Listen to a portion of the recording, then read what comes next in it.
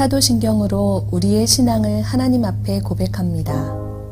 전능하사 천지를 만드신 하나님 아버지를 내가 믿사오며 그 외아들 우리 주 예수 그리스도를 믿사오니 이는 성령으로 잉태하사 동정녀 마리아에게 나시고 본디오 빌라도에게 고난을 받으사 십자가에 못 박혀 죽으시고 장사한 지 사흘 만에 죽은 자 가운데서 다시 살아나시며 하늘에 오르사 전능하신 하나님 우편에 앉아 계시다가 저리로서 산 자와 죽은 자를 심판하러 오시리라. 성령을 믿사오며 거룩한 공회와 성도가 서로 교통하는 것과 죄를 사하여 주시는 것과 몸이 다시 사는 것과 영원히 사는 것을 믿사옵나이다. 아멘. 오늘의 말씀 요한복음 12장 12절에서 19절 말씀입니다. 그 이튿날에는 명절에 온 큰 무리가 예수께서 예루살렘으로 오신다는 것을 듣고 종려나무 가지를 가지고 맞으러 나가 외치되 호산나 찬송하리로다 주의 이름으로 오시는 이 곧 이스라엘의 왕이시여 하더라. 예수는 한 어린 나귀를 보고 타시니 이는 기록된 바 시온 딸아 두려워하지 말라 보라 너의 왕이 나귀 새끼를 타고 오신다 함과 같더라. 제자들은 처음에 이 일을 깨닫지 못하였다가 예수께서 영광을 얻으신 후에야 이것이 예수께 대하여 기록된 것임과 사람들이 예수께 이같이 한 것임이 생각났더라. 나사로를 무덤에서 불러내어 죽은 자 가운데서 살리실 때에 함께 있던 무리가 증언한지라. 이에 무리가 예수를 맞음은 이 표적 행하심을 들었음이러라. 바리새인들이 서로 말하되 볼지어다 너희 하는 일이 쓸데없다. 보라 온 세상이 그를 따르는도다 하니라. 오늘 말씀에서 예수님은 이스라엘의 왕으로서 예루살렘을 오르고 계십니다. 이 날은 마리아가 향유를 부은 다음 날이자 예수께서 베다니에 도착한 후 이틀 뒤인 일요일이었습니다.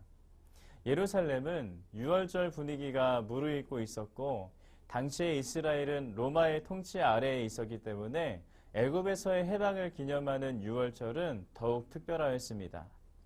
하나님께서 이스라엘을 해방해 주시는 하나님의 구원에 대한 기대가 고조되고 있었던 것입니다.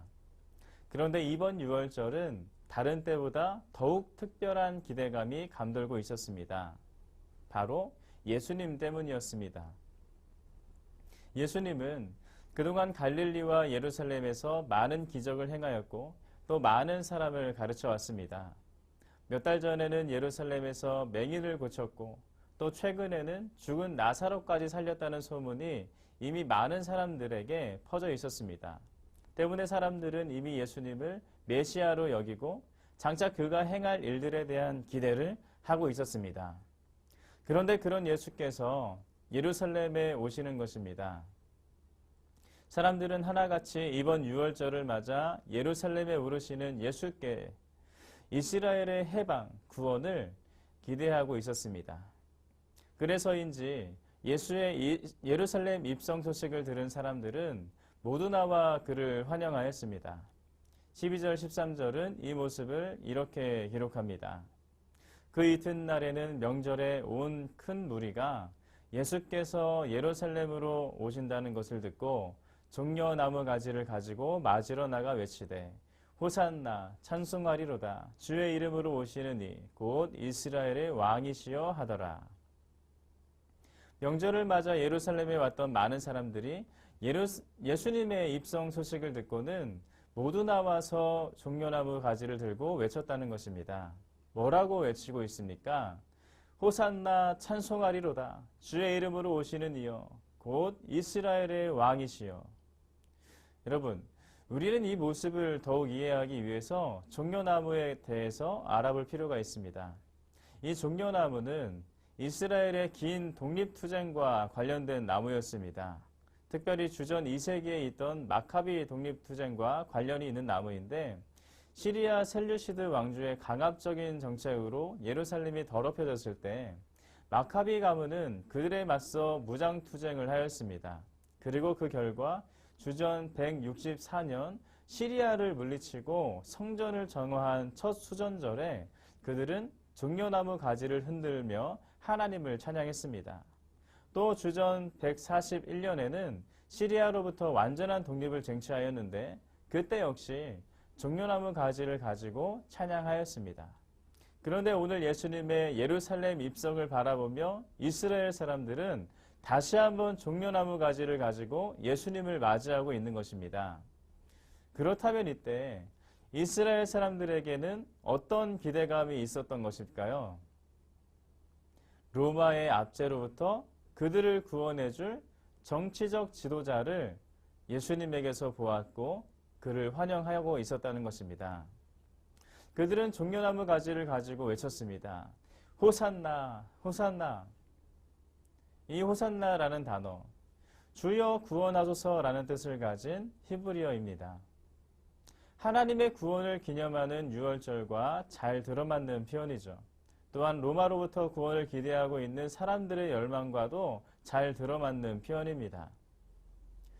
사랑하는 성도 여러분, 우리는 예수님의 입성 소식을 듣고 찾아와 종려나무와 함께 호산나 하고 외쳤던 이 이스라엘의 사람들의 모습에서 그들이 예수님에 대해 얼마나 큰 기대를 하고 있었는지를 보았습니다.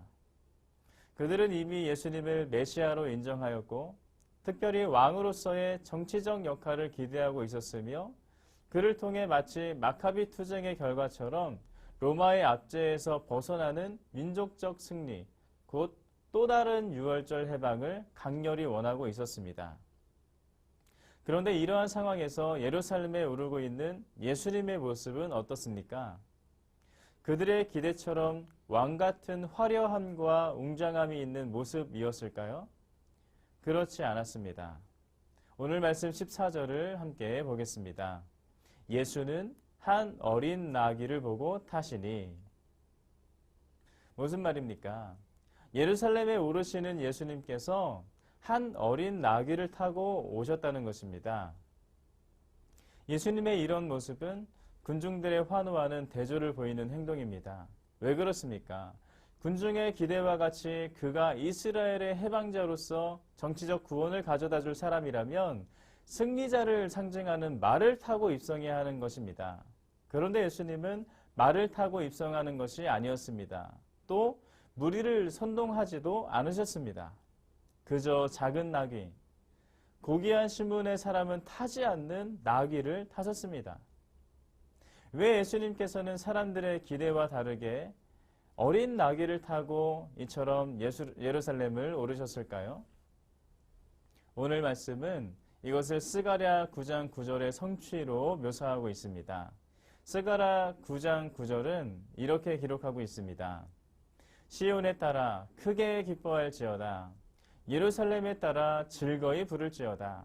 보라, 내 왕이 내게 임하시나니 그는 공의로우시며 구원을 베푸시며 겸손하여서 나귀를 타시나니 나귀의 작은 것 곧 나귀 새끼니라. 스가랴 9장 9절은 말했습니다. 예루살렘을 구원할 왕이 겸손하여서 어린 새끼 나귀를 타신다. 여기서 겸손하다는 것은 단순히 자기를 낮추거나 혹은 무능력함을 의미하는 것이 아닙니다. 이 겸손은 그가 왕으로서 또 구원자로서 세상의 공의를 행할 존재이지만 그가 싸우는 방법이 세상의 기대와는 다르다는 것을 말하는 것입니다. 사랑하는 성도 여러분, 예수님은 유대인이라는 한정된 사람들을 위해서 로마라는 보이는 나라와 싸우지 않으셨습니다. 예수님은 어둠의 영역에서 죄와 죽음과 사탄의 통치 아래 있는 모든 사람에게 관심이 있으셨고 그 모든 사람의 구원을 위해 하나님을 반역하는 모든 어둠의 세력들을 정복하는 것, 그것이 예수님의 목적이셨습니다. 그런데 이 일을 어떤 방법으로 행하신 것입니까? 그 일을 위한 예수님의 방법이 무엇이었던 것입니까?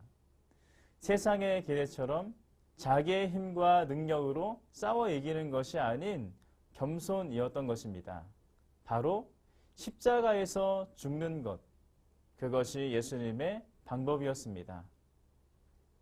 세상이 보기에 실패해 갔고 사탄이 예수를 죽여 승리한 것처럼 보이지만 그 죽음과 패배의 모습이 사람들의 죄의 문제를 해결하는 최고의 길이었고 사람들을 사탄의 손에서 자유하게 하는 참된 해방의 길이었던 것입니다. 예수님의 제자들은 이것들을 처음에는 알지 못하였습니다. 그리고 후에 예수께서 십자가와 부활을 통해 영광을 얻으신 후에야 깨닫게 되었습니다. 그들 역시도 예수께서 예루살렘을 오르실 때 다른 사람들과 같은 생각을 하고 있었던 것입니다. 그저 예수께서 정치적 지도자로서 세움을 받고 그 곁에서 자신들이 누릴 영광을 그들은 꿈꿨던 것입니다. 오늘 우리는 예수를 믿고 예수의 길을 따르는 사람으로서 어떤 삶을 살아야 하겠습니까? 예수님의 곁에서 함께 그 길을 오르면서 자기의 영광을 구하였던 그 제자들의 삶이 아니라 우리는 세상적 방법이 아닌 겸손함으로 오직 모든 사람을 구원으로 인도하셨던 예수님과 같은 삶을 살아야 할 줄로 믿습니다. 겸손함으로 모든 사람을 구원하셨던 예수님과 같이 섬김을 통하여 우리의 이웃을 구원으로 인도해야 할 줄로 믿습니다. 우리가 복음 전하는 현장 가운데에는 환영의 소리가 없을 수도 있습니다. 오히려 핍박이 있을 가능성이 더욱 높습니다. 그러나 그러할지라도 우리는 환호성과 조롱 속에서도 오직 겸손함으로 십자가의 길을 걸으셨던 예수 그리스도를 기억하여야 될 줄 믿습니다. 오늘 하루 우리의 구원을 위해서 겸손함으로 이 땅에 오신 예수님께 감사하며 예수님과 같은 겸손과 섬김으로 주의 일에 더욱더 쓰임받는 저와 여러분이 되시기를 주님의 이름으로 축원합니다. 함께 기도하겠습니다. 살아계신 하나님, 오늘도 하나님께서 우리 가운데 말씀을 허락하셔서 예수께서 우리에게 오셔서 어떤 일을 행하셨는지 잘 알게 하시니 감사합니다. 세상 만물의 주관자요 만왕의 왕이신 예수님은 이 땅의 왕으로서의 그 권세를 드러내지 아니하시고 오직 겸손함으로 주님의 일을 행하셨습니다.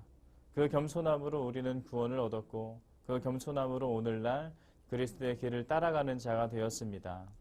우리 모두가 예수의 구원받은 자로서 예수를 닮은 사람이 되었는데 우리는 오늘 어떤 삶을 살아가고 있습니까? 예수님과 같은 겸손이 아닌 나 자신의 영광을 위한 삶을 살아가고 있지는 않습니까? 하나님 오늘 말씀을 기억하게 하시고 예수님과 같은 겸손과 섬김을 회복하게 하시어 이 겸손과 섬김으로 우리의 이웃을 섬기고 또 그들을 구원으로 인도해낼 줄 아는 우리 모든 그리스도인 될 수 있도록 인도하여 주옵소서. 우리가 겸손과 섬김으로 이웃을 섬길 때 예수께서 모든 사람을 구원으로 인도하셨듯이 그 한 영혼을 구원으로 인도해내게 될 줄 믿습니다. 아버지께서 함께 하시며 우리의 걸음걸음마다 함께 하여 주시고 지혜와 또 능력을 더하여 주시옵소서. 함께 하실 줄 믿사오며 살아계신 예수님의 이름으로 기도드립니다. 아멘. 주님이 가르쳐 주신 기도로 예배를 마칩니다. 하늘에 계신 우리 아버지여, 이름이 거룩히 여김을 받으시오며 나라가 임하시오며 뜻이 하늘에서 이루어진 것 같이 땅에서도 이루어지이다. 오늘 우리에게 일용할 양식을 주시옵고 우리가 우리에게 죄 지은 자를 사하여 준 것 같이 우리 죄를 사하여 주시옵고 우리를 시험에 들게 하지 마시옵고 다만 악에서 구하옵소서. 나라와 권세와 영광이 아버지께 영원히 있사옵나이다.